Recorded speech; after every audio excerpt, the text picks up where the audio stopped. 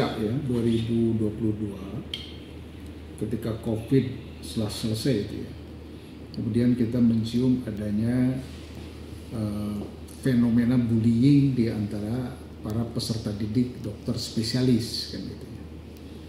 Dan waktu itu kita memang mendeteksi ketika ada mahasiswa yang ingin keluar ya. Terus kita telusuri ternyata memang ada proses bullying di dalam proses pendidikan dokter spesialis. Nah, kemudian dari hasil investigasi, karena kita sudah membentuk yang disebut komisi anti bullying.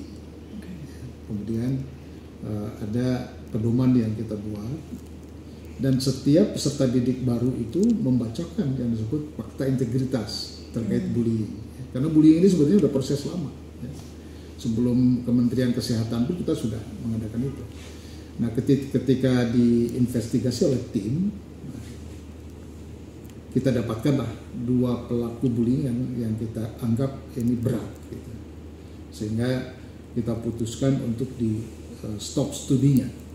Karena kalau pada proses pendidikan aja sudah seperti itu, bisa kita bayangkan kalau nanti menjadi seorang dokter spesialis di masyarakat kan begitu. Sehingga kita dengan tegas, karena kita memang komitmen untuk memberantas ini, kita putus studi. Ini hanya dilakukan kesulitan di dalam memberantas bullying di lingkungan pendidikan spesialis ini, para korban itu susah speak up. Jadi tidak ada laporan. Ya, kadang-kala tidak ada laporan, tapi kita bisa mendeteksi, mendengarkan, kemudian kita panggil. Kan mendengar misalkan, oh ada presiden yang di kata-kata kasar atau di fisik, gitu. Kita panggil korban yang bersangkutan karena tidak mau melapor. Kemudian kita investigasi dan sebagainya dengan tim komisi, didapatkanlah informasi itu sehingga pada keputusan untuk memberikan sanksi berat.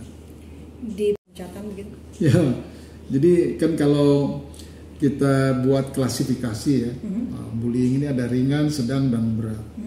Kalau memberikan kata-kata kasar, misalnya bego lu dan lain sebagainya, mungkin kita anggap ringan sajalah gitu ya. Tapi walaupun itu tidak boleh. Kemudian kalau sampai kekerasan fisik, ya, suruh push up, apalagi sampai mendorong atau menempeleng, itu kita kategorikan sudah lain lagi kan gitu. Sampai dia ada yang meminta sejumlah tertentu uang gitu ya pada juniornya, itu sudah cukup berat. Sehingga yang berat seperti itu ya sudah. Berarti ini masuk kategori bullying berat ya, Prof? Ya.